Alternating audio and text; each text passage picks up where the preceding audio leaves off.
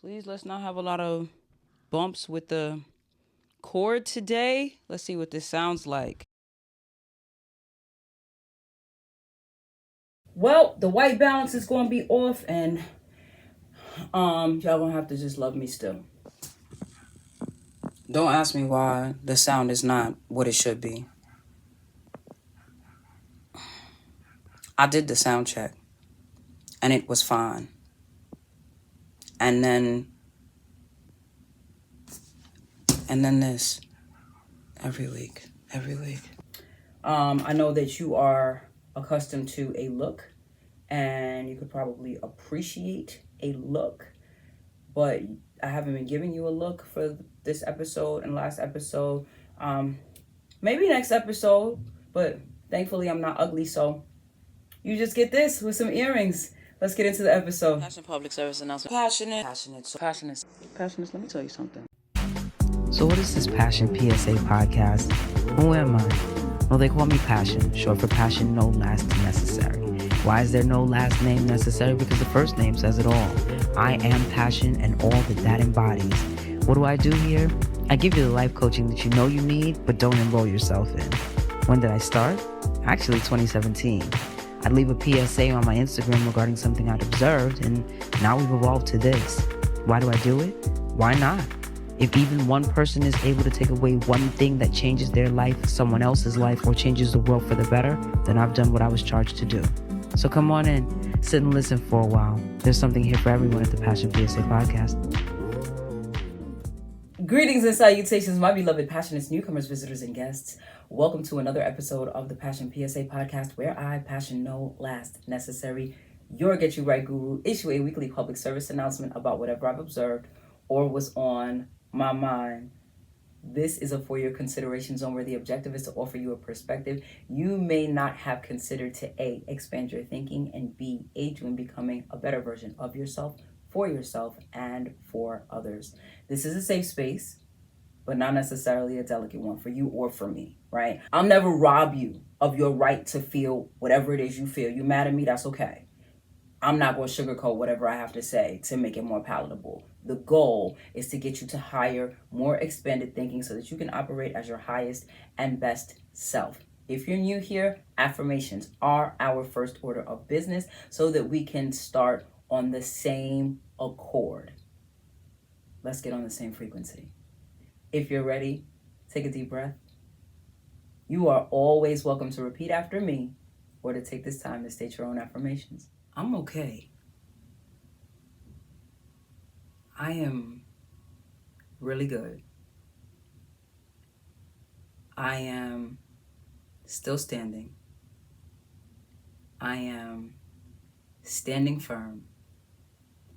I am trusting the process. I am leaning on my faith. I am unapologetically trusting God. I am wise. I am sly. I am intelligent. I got this. I'm grateful. I am well. It is well. All is well. Well is all. Ashe, ashe, ashe. So we're still talking about this gala, y'all, but a memory from a vacation gave me some perspective. When I went to DR with my cousins for my cousin's birthday, we spent most of the time on the resort because it was her celebration and we wanted to make sure she had the trip she wanted, which more than anything was just to sit, chill, relax, and enjoy whatever the hotel had to offer. But we did do one off-property excursion. And there were 3 legs to this excursion. We did the dune buggies, which was super fun, especially since I love to drive. We came back from that. My cousins are taking pictures with these large tropical birds. Now, one thing about me, I don't like anything moving too fast anywhere near my face, okay? And that's exactly what birds do when they get excited. I want to participate. I want to be a good sport, but I don't do birds. But my cousins are like, come on, Prima, you got to take a picture. The lady's telling me she's going to put this beast on my person and I need to relax and hold still. None of this is in alignment with my heart rate or my nerves. She's like, don't move. And in my head, I'm thinking, lady, I'm about to get the Statue of Liberty a run for her money about how still I'm about to be standing, okay?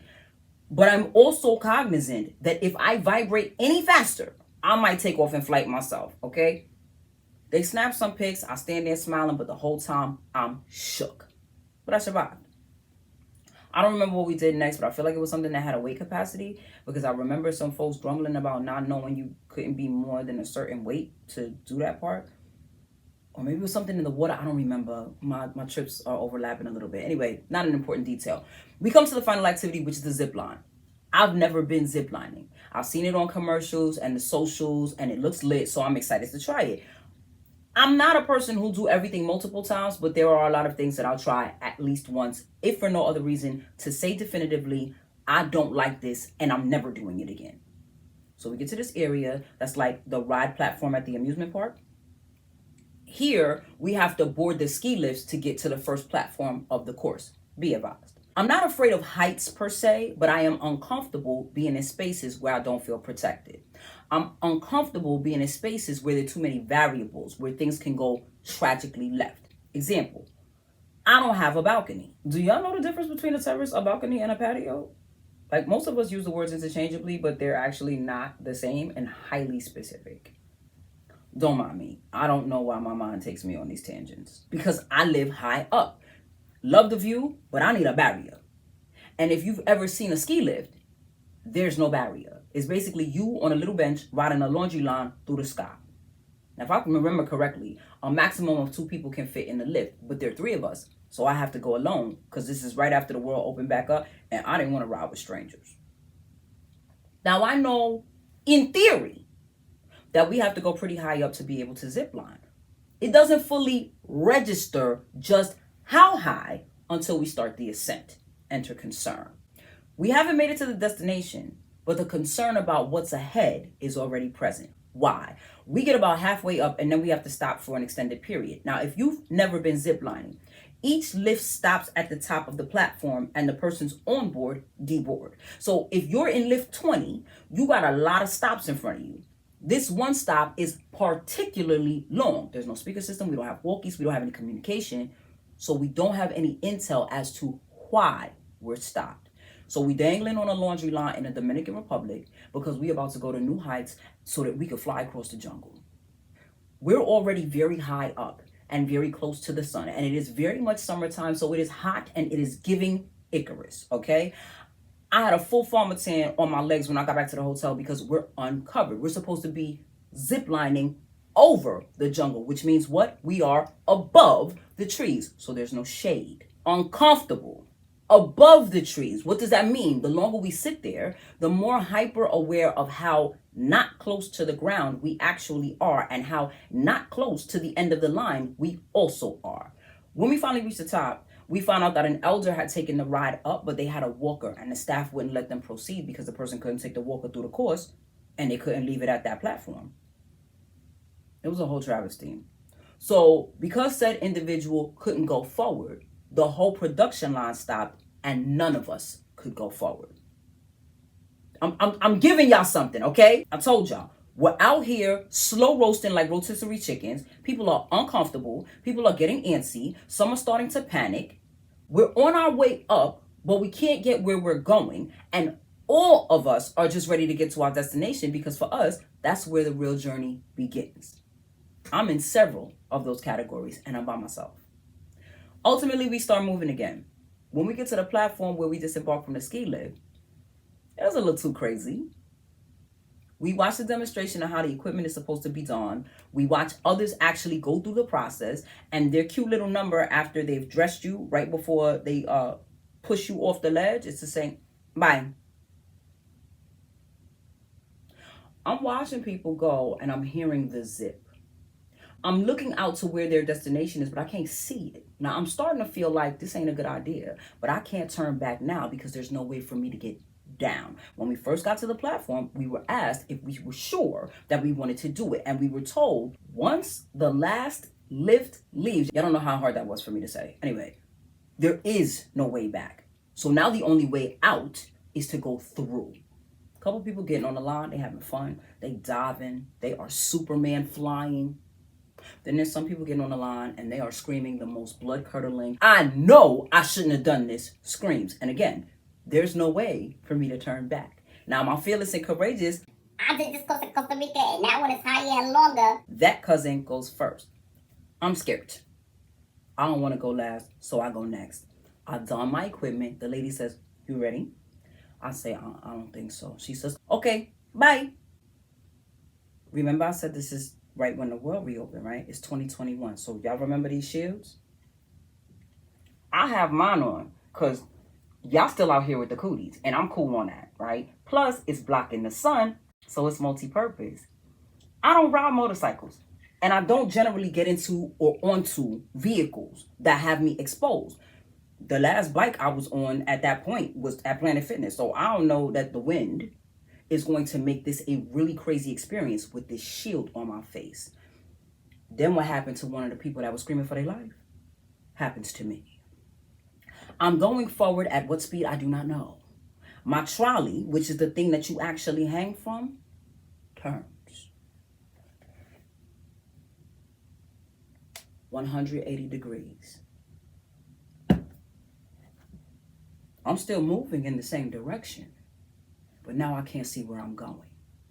I'm flying backwards. I don't know where I'm going to land. I'm flying above the jungle. There's nothing below me to catch me if I fall. What makes the situation worse? Because of the speed that I'm traveling and because my back is now to the wind. The wind is now rushing into the shield. So the shield feels like it's going to fall off. And the shield feeling like it's going to fall off has me trying to hold on to the shield and the harness. Y'all, I don't have enough hands for this nonsense, okay?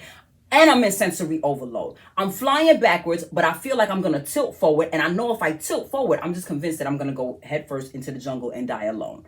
I am now screaming the blood-curdling scream. And I don't think I stopped screaming until I crashed into the thing, on the platform, until there's something under my feet, until there is someone there to help free me from this terror of suspension. The lady at this platform advises me that we can do this leg of the course together. She asked if we want to. Remember I said that my adrenaline cousin junkie went before me. Well, this first leg has reduced me to a toddler, and I am now begging.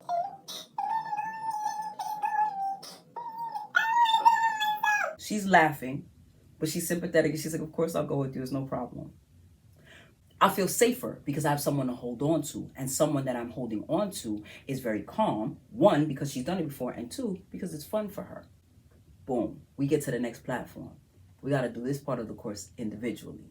She goes first, and then me. Now, what's interesting is that when I went with her, I had the shield on, and it was still terrifying, but I had company, so it made the terror more manageable.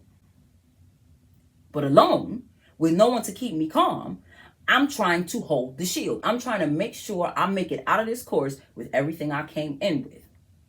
I'm trying to make sure, because the wind is rushing and I hear the wind rushing and I hear the line zipping and my feet are hitting the top of the leaves in some of these trees, and all of these stimulants are sending me again into sensory overload, that I hold on and not fall, because if I do fall, there's nothing to catch me. I also don't know what's in the jungle below me. So if I don't die in the fall, I don't know if there are tigers or snakes coming to eat me alive, or how long it would be before, or if somebody finds me. So instead of just enjoying God's autistic hand, I'm just trying to stay alive.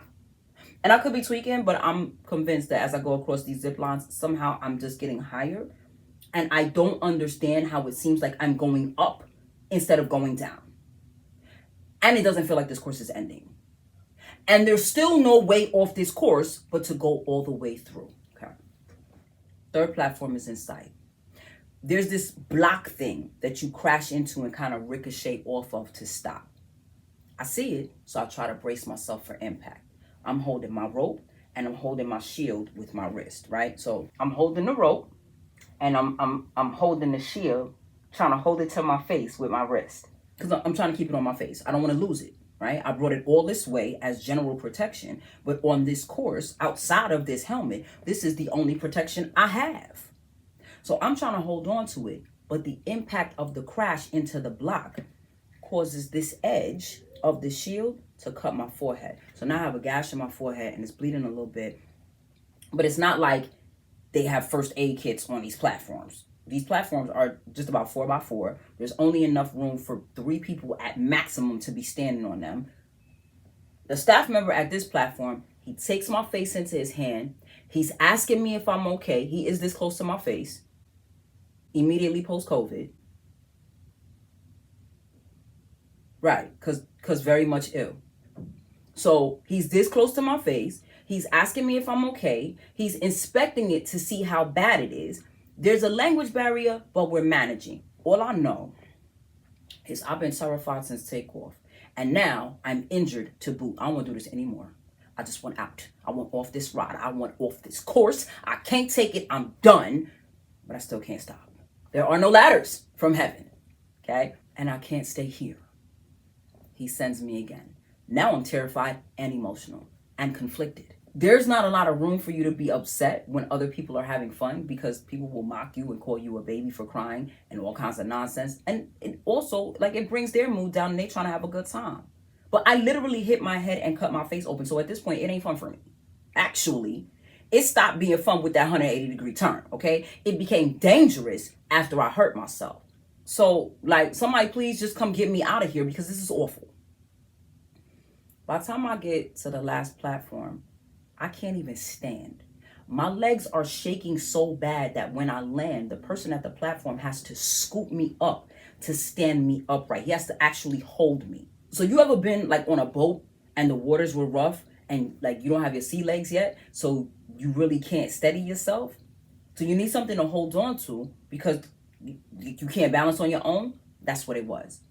I can't balance, but they can't keep me up there to make sure I'm okay or until I'm okay. Thankfully, after this, I can get back to solid ground and I can do this last part with my cousin. Great. Send us off now that I may be released from this contraption. I'm not smiling anymore. I'm not happy. I am done with this. I don't want to do this ever again.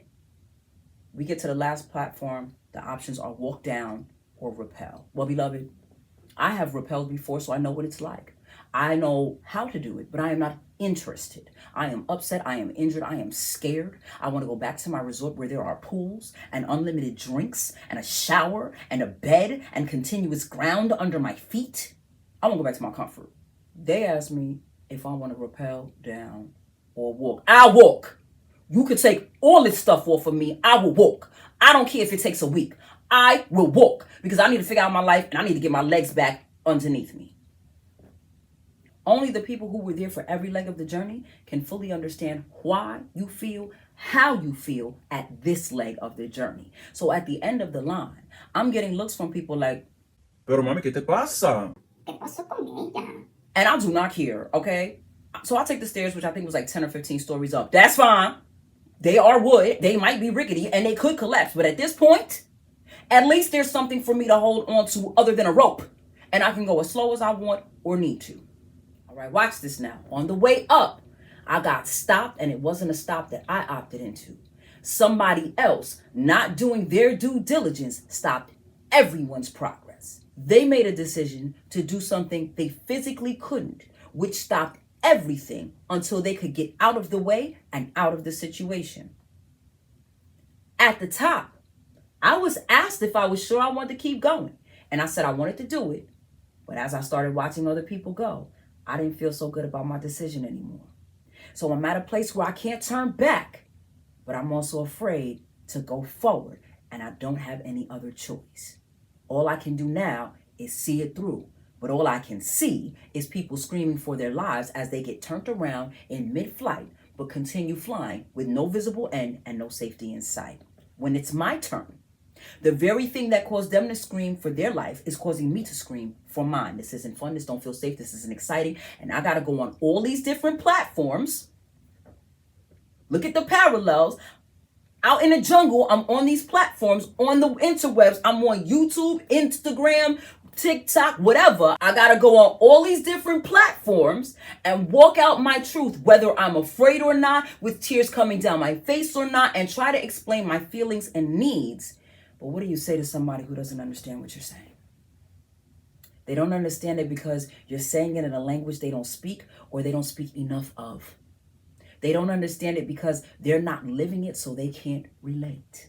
They don't understand it because, well, why would you make this decision if you knew that you were this afraid?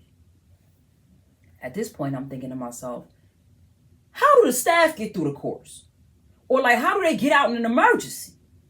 And then I find out, as they're all coming in at the end, they get to those posts the same way I did. The only way they can get to their job is to do the course. So whether by repetition or faith, this course is nothing to them. They trust in the wire.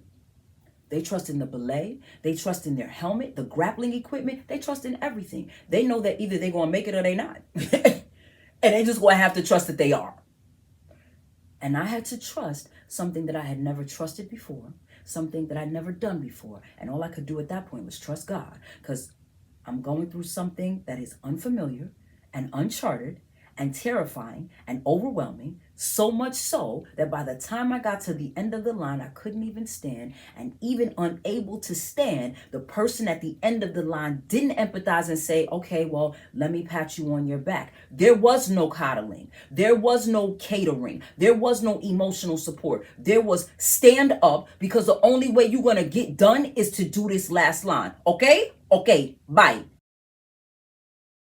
Sometimes you take on something and you get stopped somewhere in the middle of the journey up. And when you initially get stopped, you don't think that much of it. And the longer you have to sit there, you start to get uncomfortable. Maybe you start to get burnt.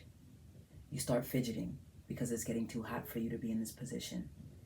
And because you're by yourself, there is nobody to talk to.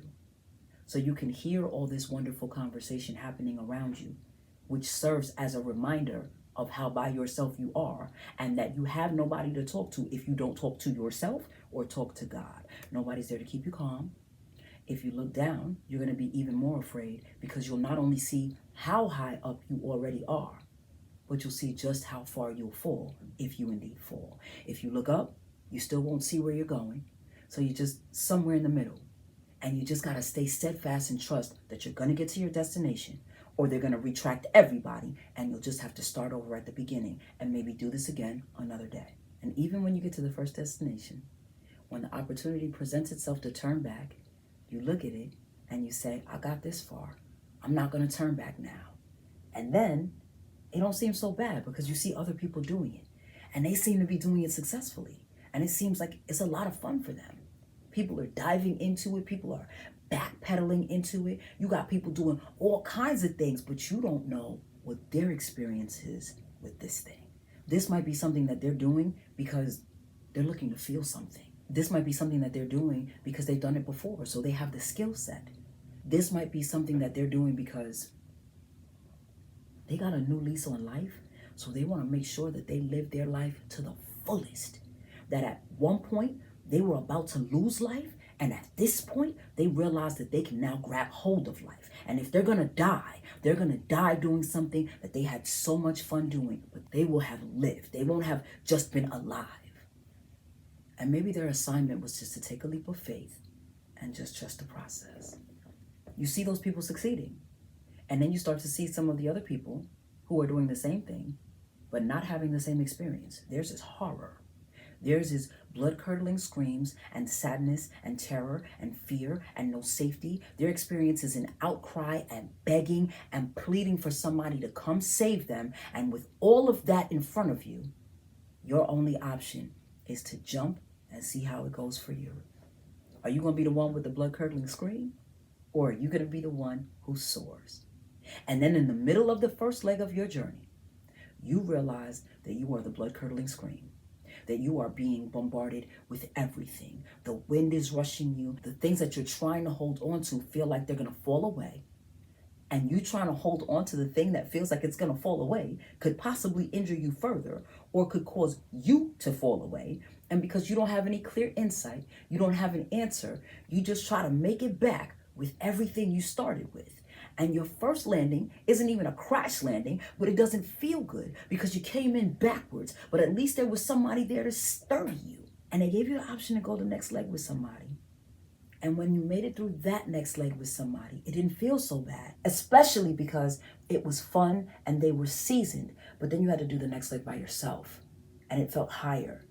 And while you didn't get turned around this time, you're still trying to hold on to this one thing that was supposed to be protecting you. And the one thing that was supposed to be protecting you ultimately injured you, hit you in your head, cut you, that put you in direct contact with the very germs you were trying to avoid, because I definitely came home with strep throat. And despite all of that, you still had to see the course all the way through because there still wasn't a way out. So you did that next leg, trying to smile, trying not to ruin somebody else's experience, trying not to show everybody what the experience feels like for you because it's fun for them, even though it's a nightmare for you. And then you finally get to the last leg. But at the last leg, you don't even feel like you can stand. Your legs are literally giving out underneath you, literally collapsing. And the only support you get is somebody who stands you upright, asks if you're okay, and they push you off whether you're okay or you're not. Passionates. I'm sharing this next statement with you, but I am most assuredly talking to me right now. You'll survive the course. You might not enjoy it. There'll be parts of the course that are going to feel safer than others. There'll be points on the course where people are a little bit more sympathetic because they can see not just your fear, but your physical injury. There are going to be other people who don't have time to sympathize or to make you feel better. And you still got to get through the rest of the course. And once you get to the last place, it should be like the most fun because now you're finally able to get off this ride, but you got to take the long way down. You would think that rappelling down the wall would be better, more fun, faster, at least so you could be done with it. But sometimes you got to take the long way down because you got to get your thoughts together. You got to get your feelings together. You got to get your face together. You got to get your legs back sturdy underneath you. And sometimes the only way to get your leg back sturdy underneath you is to stand on it, right? That's what happens in physical therapy. You have to relearn how to walk because of injury. That's the best way to beat a Charlie horse in your leg. Stand up and walk on it. You got to get your legs back sturdy underneath you so that you can walk again. It don't matter what the situation is, whether it's planning a wedding, planning a gala, starting a business, raising kids, starting a marriage, starting a new job. Different places in this course, especially if you're trying to go somewhere, especially if you're trying to climb, different places in the course will have stops that you're not prepared for. They will have stops that are going to make you uncomfortable before you even reach the first intended stopping point. And you have to make decisions at each one of these points. If you don't see it through, you'll never know if you can manage. Some people will say, You bugging. I'm not doing that. I don't need to test God's hand, and I don't need to tempt fate. I'm not going. and that's fine. Some of those same people who won't go and who refuse to go because they're just fine where they are, they complain daily about where they are. You're not happy with what you're doing, but the fear of trying something new and other people's stories and other people's experiences keep you from going. Them blood-curdling screams said, Go back, post haste. but there was no way. And there were some people who were flying through the course, including my cousins that I came with. They were the bookends, and I was the tattered book in the middle falling apart some more. But we all survived. We had a good time despite how shook I was. Now, would I do it again? I might. If I did, I would absolutely do it without the shield, because once I finally removed the one thing that I thought was my form of protection, it changed my experience. And maybe that's what Source is telling me right now. I have something on that I'm thinking or using as a means of protecting myself, and that's what's causing this to be such a rocky experience. Message received. Now I gotta figure out what my shield is. Melty face emoji. I also think I would try ziplining again, because now that I have some experience, I'm better equipped to navigate the space. The same goes for seeing this gala through to the finish line or having another live event. Would I recommend it for everybody? Y'all seen them videos with people passing out on roller coasters? I've been there. I know what it looks like in between consciousness and unconsciousness. Another wild experience, but a different conversation for a different episode. Your Get You Right Guru is signing off, but I'm going to leave you with this. Try the thing. It might break your brain in half, or it might break whatever chains are holding you back from greater. Maybe the reason it's scary is because of the thing that you're trying to hold on to, because you believe that it's protecting you. Not to say that it's not protective, but every form of protection isn't good for every space, you know? The countdown to 100 continues, and so do I. Y'all go forth, be great, be filled with bliss, be armed and empowered with knowledge. Clap for me getting out back-to-back episodes twice this season. Clap for me because I haven't given up on myself. Clap for yourself because you're here and you're doing the work. Remove the shield. Trust the line. Somebody's going to be there to help you stand. And all things be passionate. See you later.